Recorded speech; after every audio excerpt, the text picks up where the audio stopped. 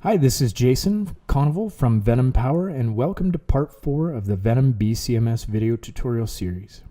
In this video, we will be going through the steps to create a Venom BCMS account and install the software to communicate with the BCMS.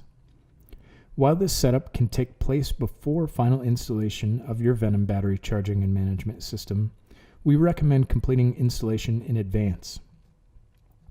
Let's begin by visiting www.venombcms.com, and we have left a link in the description. From there, we will select Sign Up and fill in the necessary information.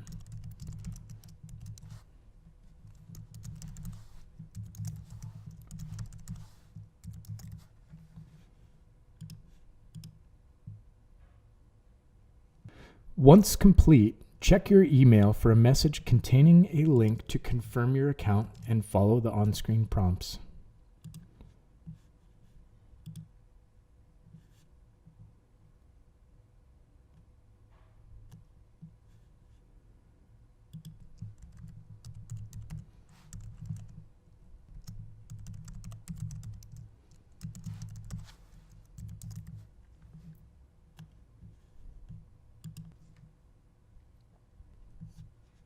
The next step is to choose the data plan that suits your needs with regards to the number of batteries that you will be managing in your fleet.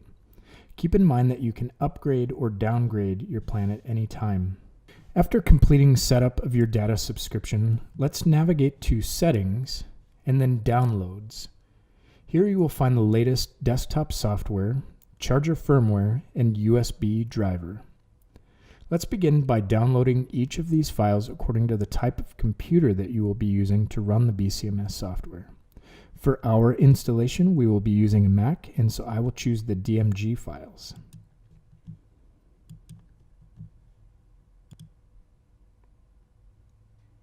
Once downloaded, start by installing the USB driver following the on-screen prompts.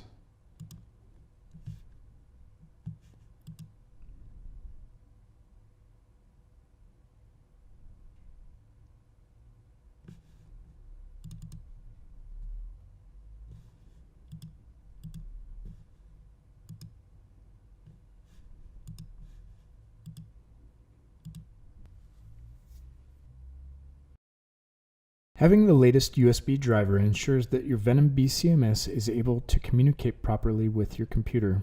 Once the USB driver installation is complete, we will install the desktop software following the on-screen prompts.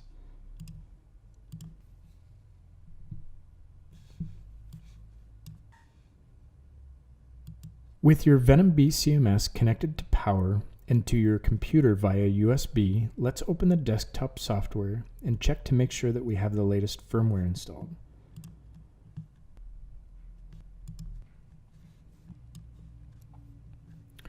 There are two ways to find the firmware version on your Venom BCMS, and the first is to take note of this value, which can be found in the lower left-hand corner of the LCD screen on the charger during boot up.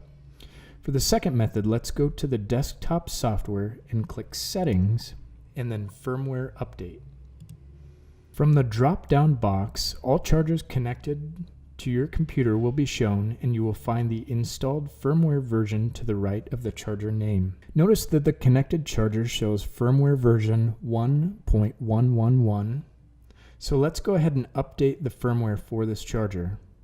First, select the charger, and then locate the firmware file that we downloaded.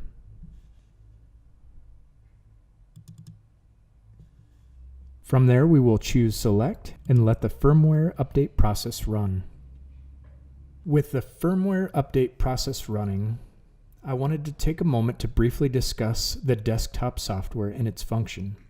The desktop software is first and foremost the means for communicating with and controlling the Venom BCMS. Additionally, the desktop software is what gathers and stores data accumulated through use of the system. This data is stored locally on your computer and with an active internet connection passes the information to your cloud storage account. Once uploaded, proprietary algorithms are run against the data to provide various usage metrics and reports which are available via the BCMS website. Should you find yourself in a position where the system is being used without an active internet connection, the locally stored data will automatically upload when internet service is restored. This allows for offline use, but it is important to keep in mind that data accumulated offline will not be accessible through the website until successfully uploaded. While the Venom BCMS desktop software will allow for full control of the system, account-related maintenance, including adding new batteries or changing battery configurations, must be done through the BCMS website by a user with sufficient permissions. This concludes part 4 of the Venom BCMS video tutorial series. Please see the description below where we have provided a link to part 5 of the series, where we will discuss account management tasks, including adding team members and managing permissions. Until next time, safe charging.